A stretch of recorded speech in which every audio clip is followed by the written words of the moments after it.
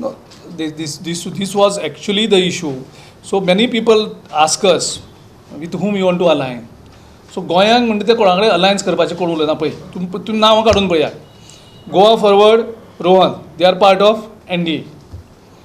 आतां Churchill is not a part of NDA, but is the part of CM. तो म्हणटा CM बरो, he is only supporting CM.